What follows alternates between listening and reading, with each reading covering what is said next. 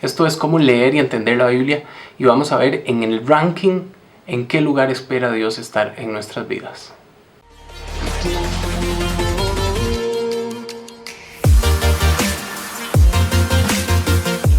Dice Éxodo 34:19 así: todo primer nacido mío es.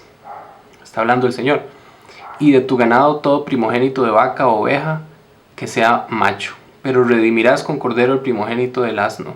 Y si no lo redimieres, quebrarás su cerviz. Redimirás todo primogénito de tus hijos. Y ninguno se presentará delante de mí con las manos vacías. En otras palabras, los primeros frutos eran del Señor. El primer hijo era del Señor. El primer nacido del ganado era del Señor. Es Dios diciendo: todo lo que te llegue, lo primero me lo vas a dar a mí. Dios cuidándonos de la avaricia de nuestro corazón, porque Él nos conoce. Dice versículo 21: 6 días trabajarás, mas el séptimo día descansarás. Aún en el arada y en la siega descansarás. Es Dios igual guardándonos de la avaricia, diciendo: ustedes no van a trabajar y trabajar y trabajar y trabajar. No, el sexto día no van a trabajar. Aún de la arada y de la siega, del trabajo de aquel tiempo, tú descansarás. También, versículo 22, celebrarás la fiesta de las semanas, la de las primicias de la siega del trigo y la fiesta de la cosecha a la salida del año. 3 veces en el año se presentará todo varón tuyo delante de Jehová el Señor, Dios de Israel. O sea, no solo iba Dios a cuidarnos de la avaricia, sino también dice: ustedes van a celebrar mis fiestas, o sea, van a recordarme, voy a estar ahí en sus mentes, en sus pensamientos, me van a tener como prioridad. Yo dirijo su calendario y no al revés. Porque, versículo 24, porque yo arrojaré a las naciones de tu presencia y ensancharé tu territorio. O sea, Dios dice: ustedes despreocúpense. Jesús dijo en Mateo 6, ¿verdad? Buscad primeramente el reino de Dios y su justicia, y todas esas cosas superfluas os serán añadidas, porque vuestro Padre sabe qué cosas tenéis necesidad antes de que vosotros las pidáis, decía Jesús. Entonces aquí dice: tranquilos, yo voy a arrojar las naciones. Yo soy el que voy a cuidar ese problema con sus hijos. Yo soy el que va a cuidar ese problema con sus amigos. Yo soy el que voy a cuidar de ese problema con su jefe, en su trabajo. Yo soy el que voy a trabajar en su esposo, en su esposa. Soy yo. Y ninguno codiciará tu tierra cuando subas para presentarte delante de Jehová tu Dios 3 veces en el año. O sea, tú cuida de tu relación conmigo, dice Dios, y yo cuido el resto. Versículo 25. Eso sí, no ofrecerás cosa leudada. Ya vimos que la levadura en la Biblia es el pecado. No ofrecerás cosa leudada junto a la sangre de mi sacrificio, ni se dejará hasta la mañana nada del sacrificio de la fiesta de la Pascua. Las primicias de los primeros frutos de tu tierra llevarás a la casa de Jehová tu Dios. O sea, lo primero que les llegue, lo darás al Señor. ¿Por qué lo darás? ¿Qué es que Dios necesitaba el dinero, necesitaba trigo, necesitaba los animales? No. Dios necesitaba cuidar nuestro corazón, porque Él nos conoce y sabe que la raíz de todos los males es el amor al dinero. Y tenemos que cuidarnos de eso. No cocerás el cabrito en la leche de su madre. Hay varias interpretaciones, pero una es que Dios nos quiere con misericordia. Era una grosería hacer eso, cocer el cabrito en la leche de su madre. Y Dios dice: hasta en los animales, ustedes tienen que ser una gente misericordiosa, personas misericordiosas. Versículo 27. Y Jehová dijo a Moisés: escribe tú las palabras, porque conforme a estas palabras he hecho pacto contigo y con Israel. O sea, le dice Moisés, y nos dice a usted y a mí hoy: hey, yo les estoy diciendo que mi presencia va a ir con ustedes y les voy a dar descanso, que yo voy a tomar cuidado de sus enemigos, que yo voy a proveer para su familia, que yo voy a proveer para su vida, pero conforme a estas palabras he hecho pacto. O sea, no es que Dios lo hace así por hacerlo. Sí, es por gracia, Efesios 2:8, no por obras. Pero nosotros tenemos que disponernos a buscarlo a Él. No es que va a pasar de la nada.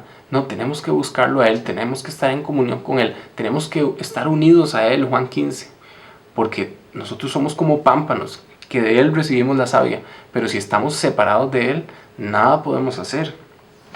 Entonces, si nos mantenemos en estas palabras, el pacto se cumple. Dice versículo 28. Y él estuvo allí con Jehová 40 días y 40 noches. No comió pan ni bebió agua, y escribió en las tablas las palabras del pacto, los 10 mandamientos. Moisés estuvo con el Señor todo este tiempo. Versículo 29, y aconteció que descendiendo Moisés del monte Sinaí con las 2 tablas del testimonio en su mano, al descender del monte, no sabía Moisés qué, no sabe usted qué, no sé yo qué es lo que pasa cuando estamos con el Señor, cuando estamos cerca de Él, cuando estamos en comunión con Él, cuando su presencia va con nosotros siempre, cuando en nuestra mente y en nuestro espíritu estamos en conexión con Él, que la piel de su rostro resplandecía después que hubo hablado con Dios. La pregunta es, ¿resplandece mi piel? ¿Resplandece mi rostro? Mi presencia misma es diferente, soy diferente, marco la diferencia en algo. Las personas pueden saber, sentir y conocer que nuestra presencia cambia la atmósfera en algún lado donde estemos, porque si no hay algo que tenemos que cambiar.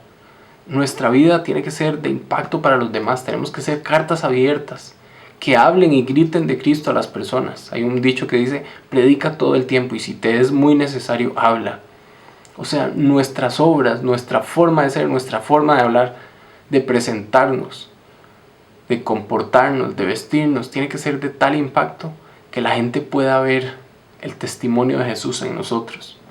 Versículo 30, y Aarón y todos los hijos de Israel miraron a Moisés, y he aquí que la piel de su rostro era resplandeciente, y tuvieron miedo de acercarse a él. Entonces Moisés los llamó, y Aarón y todos los príncipes de la congregación volvieron a él, y Moisés les habló. Después se acercaron todos los hijos de Israel, a los cuales mandó todo lo que Jehová había dicho en el monte. O sea, todo lo que Moisés aprendió, lo comunicó a los demás. Todo lo que usted y yo aprendemos, la idea es, sí, yo vivirlo, yo practicarlo, pero también con quien sea, compartirlo con la gente que nos rodea. Dios no nos da a nosotros para simplemente engordarnos a nosotros en doctrina, sino para compartir con el cuerpo de Cristo. Versículo 32. Después se acercaron todos los hijos de Israel, a los cuales mandó Jehová, todo lo que Jehová le había dicho en el monte Sinaí. Seguimos, versículo 33, dice, y cuando acabó Moisés de hablar con ellos, puso un velo sobre su rostro. Esto normalmente no lo hacemos, pero voy a leer 2 Corintios 3:13. Y no como Moisés, que ponía un velo sobre su rostro para que los hijos de Israel no fijaran la vista en el fin de aquello que había de ser abolido. O sea, la Biblia dice, ustedes, si Moisés se ponía un velo, ustedes, nosotros, no podemos ser como Moisés en el sentido que no nos pongamos velo, sino que demos la luz de Jesús a todo aquel que nos rodea. Versículo 34. Cuando venía Moisés de delante de Jehová para hablar con él, se quitaba el velo hasta que salía. Y saliendo decía a los hijos de Israel lo que le era mandado. Lo que Moisés recibía, eso lo daba a los demás. Lo que yo aprendo, eso lo enseño a los demás. Lo que Dios me enseña, se lo enseño a mis hijos, a mi esposa, a la gente que me rodea. Estoy nutriendo a aquellos que me rodean. Versículo 35. Y al mirar los hijos de Israel el rostro de Moisés, veían que la piel de su rostro era resplandeciente. Y volvía Moisés a poner el velo sobre su rostro hasta que entraba a hablar con Dios. Nuestra relación con Dios tiene que hacer que nuestro rostro resplandezca, que nuestra vida resplandezca, que nuestros días sean diferentes, que se vea la confianza que tenemos en Él. Que salgamos nosotros hoy entendiendo, sabiendo y conociendo que la misma presencia de Dios está en nuestras vidas y le estamos buscando y honrando en Jesucristo, y que eso nos da descanso, y que nuestro rostro entonces tiene que alumbrar como cartas abiertas que alumbran a un mundo donde hay tantas tinieblas y que necesitan de Cristo para ser salvos. Esto es cómo leer y entender la Biblia.